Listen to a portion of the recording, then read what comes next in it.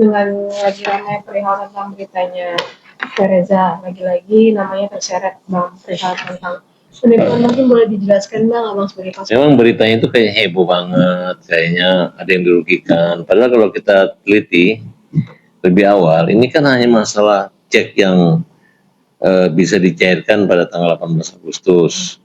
Itu kan kalau ditanya ke orang itu kan ceknya juga dikirim lewat Gojek juga, karena dia buru-buru minta dicairkan, dikembalikan uang 75 juta.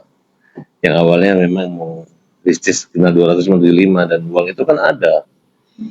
Kemudian kita telepon pengacaranya, ya udah minta tukar ceknya, udah ditransfer kurang lebih 85 juta. Ya, tapi cara orang mau cari gara-gara, ya dia menggunakan cara-cara itu, ingin mencegah apa, dia nggak dirugikan, dia untung 10 juta. Nah, jadi kita anggap ini orang jahat ya, yang sengaja untuk mempermalu atau merusak citra nama baik daripada Reza Artamevia. Dan sudah dilaporkan langsung oleh Reza Artamevia sekalian dengan pengacaranya. Silahkan menikmati proses hukum ini.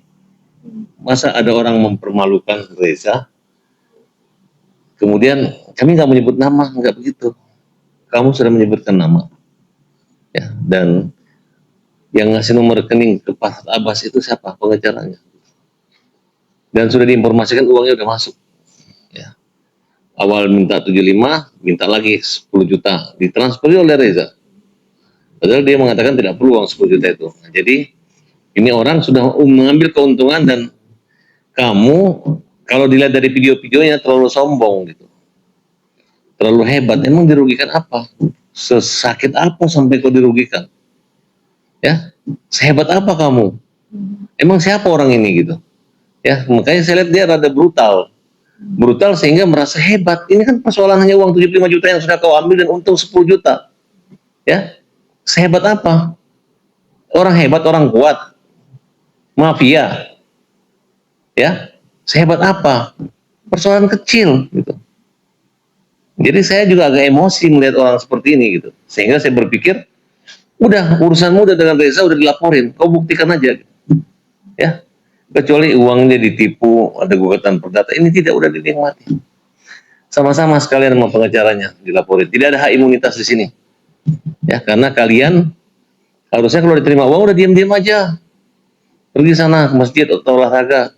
Ini masih konferensi pers tidak penting. Dan mengaitkan dengan yang lain, dan perlu saya jelaskan.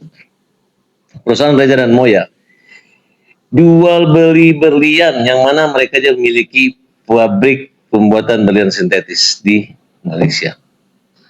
Dari awal barang tersebut sudah diteks asli. Dan ada perjanjian mereka yang harusnya perjanjian kerjasama, tiba-tiba dirubah jadi akte jual beli. Nah, kemudian apabila berlian itu palsu atau tidak standar kualitas pemeriksaan lab, itu dikembalikan, atau apabila terjadi bentrokan atau persoalan hukum, diselesaikan melalui jalur keperdataan di Pengadilan Negeri Jakarta Selatan. Jadi ini perkara murni perdata. Jangan dikaitkan sedikit-sedikit lapor pidana. Dan Reza juga melaporkan balik bahwa mereka telah menukar barang tersebut. Jadi masih proses. Disinilah keadilan dan ketidakadilan yang Reza terima, seolah-olah Reza ini penipu. Padahal dia ditipu, dia dirugikan, dia adalah korban. Nah, di sini saya turun membela Reza, karena kalau tidak bisa dikomunikasikan baik oleh lawyer-lawyer yang berpengalaman, nanti terkesan ya seperti ini. Apa persoalannya cek 85 juta yang sudah diambil dan sudah untung 10 juta dengan bawa nama orang lain? Kan tidak bagus. Makanya saya perlu menjelaskan. Tidak ada perbuatan yang merugikan orang lain yang terkait dengan perkara pidana. Dan kalaupun ada perkara pidana dilaporkan, kembali kepada dasar perjanjian jual beli. Di mana-mana juga kalau kita sidang, mau itu bagaimanapun juga tetap aja hakim bertanya, ini apa? Jual beli? Yaitu perdata. Pasti putusannya onslah nanti. Ya. Lepas dari segala tuntutan hukum. Dan di mana pesan moral di sini adalah, kalau kalian berbisnis, jangan merepotkan polisi. Kalian lihat siapa lawan bisnis kalian, siapa kawan bisnis kalian. Jangan semudah itu menyerahkan barang atau membayar uang atau membayar barang. Nah, kalau rugi, ya persiapkan dengan gugatan perdata sesuai perjanjian di notaris.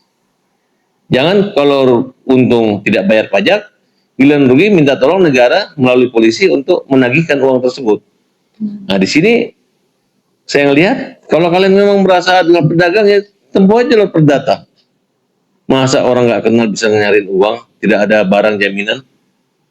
Walaupun mereka mengatakan itu berlian harus ke lab, kan dari awal pun orang bisa ketahuan kok kalau berpengalaman menjual berlian bahwa ini bersih asli atau palsu. Kalau berlian 3 bulan udah di tangan orang kemudian dia bilang ini palsu, kemudian dia bilang ini dikembalikan atau minta kembali uang, bangkrut semua penjual emas atau penjual di Indonesia. Ya, kalau sudah beli ya sudah selesai. Dan lagian juga uangnya bukan 100% pembayaran, masih sekitar lebih hanya 10%. Dan silakan digugat, bukan ditakut-takutin di penjara, nggak seperti itu. Nah, makanya saya baca loh, kok polisi nggak baca itu? Gitu. Harusnya baca. Ya masalah rugi atau apa segala macam itu urusan dia. Ngapain? Ya jelas ada salahnya menyerahkan barang, tapi disitulah yang kita kejar sekarang. Mana barang aslinya Reza? Kemana? Di mana?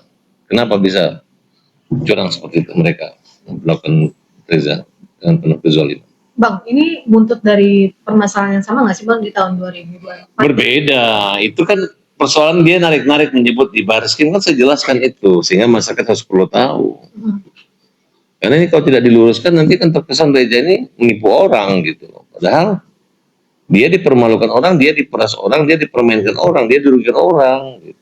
Dua kasus berbeda berarti ya? Berbeda, makanya banyak sekali orang siapa sih yang ditipu itu siapa? Tapi mulut orang ini, mulut orang ini ya seperti itu. Gitu. Nah, untuk Kak Reza sendiri dengan orang yang hari ini yang mohon maaf yang juga bermasalah sendiri, mungkin kerjasamanya dari tahun berapa sih Bang? Kalau yang mana? Yang sekarang yang baru 2 minggu, terima ceknya baru 1 minggu, cepat banget. Kalau udah setahun 2 tahun ditipu atau sering ditipu, ini tidak pernah. Dan mereka sudah tahu uang udah terima kok masih mau mengkeliling, uang udah diterima kok masih mau dekonvensi pers, ya kan? Di mana-mana orang kalau udah terima uang ganti uang kan, karena nggak sabaran aja nunggu tanggal 18 dananya kan belum ada, biasa seperti itu. Kalau misalnya Reza menjanjikan orang tiba-tiba nggak dana, dia pasti ditegur oleh bank, bisa di blacklist. Tapi kan dijelaskan, oh dana ada masuknya, ada bukti. Ternyata saya cek, ternyata ada tuh dana masuk pada hari Selasa, tanggal 18 Agustus. Dianya nggak sabaran, dan tanggal 17 Agustus sudah dibayar 100% kok. Gak ada masalah. Walaupun saya sebagai penasihat 75 juta aja, ngapain? Udah dipermalukan kok banyak diuntung, dia dirugikan. Ya, sekarang mudah-mudahan dengan perkara ini kan kita akan gugat perdata agar dia bisa mengembalikan membayar harga diri material nama baik Reza dan keluarga. Oke, Bang, ini kan bisa dibilang kemarin info yang kita dapat bahwa perihal tentang cek kosong ya, gitu kan ada dugaan. Tidak ada cek kosong, uangnya ada, hanya waktunya aja. Itu juga sekarang dibayarkan sebelum tanggal ceknya juga kan. Ya, masa sekarang lu bisnis, ngaku ditipu. Kok 1 minggu ceknya? Ya gak? Sabar dong. Ya kan? Emang Reza juga berkomunikasi melalui perantara orang kedua. Bukan melalui dia langsung. Tanya dia sering teleponan gak? Sering ngomong sama Reza gak? Gak pernah. Punya nomor telepon Reza gak? Reza punya nomor telepon kamu gak? Gak pernah komunikasi. Yang komunikasi adalah manajernya atau apa itu. Terlalu berlebihan gitu. Gak boleh begitu ya kamu. Akhirnya kamu uang udah untung, tiba-tiba kena masalah hukum gitu. Enggak perlu kau bilang kamu takut. Nggak takut ya udah jalani saja gitu. Karena Reza berani sama kamu, makanya kamu dilaporin. Tak sekalian sama pengacara lu, udah. Reza berani sama kalian, ya. Bagi Reza dan keluarga kalian itu gak ada apa-apanya, ya. Hanya sebagai suara-suara teriakan-teriakan yang akan berbalik menjadi hukuman buat kalian. Dia bilang katanya Reza akan dihukum. Emang lu laporin Reza dihukum 2 tahun?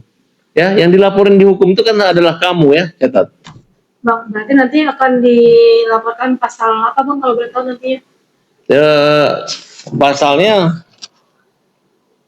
berapa? 421 berapa nanti ya? Wah, yang baru nih. Pasal pencemaran nama baik, kemudian pasal tentang penggelapan karena dianggap cek tersebut adalah bukan milik, tidak dibalikin sama mereka. tidak dibalikin sama siapa? Sama M ini gitu. Nih. Untuk penggelapannya dia kena pasal 486 Undang-Undang 1 tahun 2023. Sedangkan untuk pencemaran nama baiknya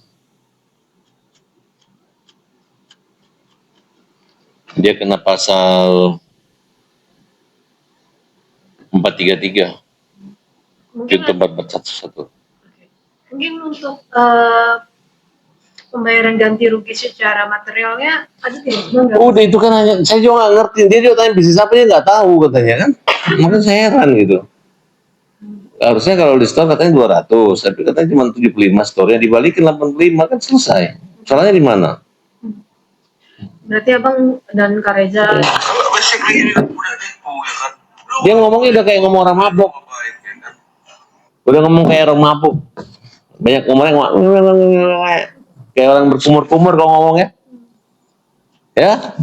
bang, berarti Ini baru ini kejadian ini ya, saya lihat kan ya. Sehebat-hebatnya orang, sejago-jagonya juga, ya, nggak ada orang seberani senekat lu. Kaget saya lihat orang. Coba kamu rendah hati, merendah sedikit lah. Saya korban ini udah dibayar, udah untung 10 juta masih sombong. Kurang ajar. Oke, ya udah. Bang, mungkin terakhir bang akan melaporkan balik ke Sudah dilaporkan pidana. Dua-duanya, pengacara maupun yang laporin Reza ya. Ya, oke. Bukan para tabas. Oke, melaporkan Kak Reza sendiri dilaporkannya di mana bang? Mungkin Di Polda Metro Jaya. dengan tadi pasal yang tadi abang sebut. Iya. Oke. Mungkin mereka nantinya akan disuruh ganti rugi juga nggak sih? Secara kan Kak Reza sendiri mengalami kerugian. Nggak perlu ganti rugi ya. Cukup pakai baju oranye aja. Oke. Oke. Kasih. Iya.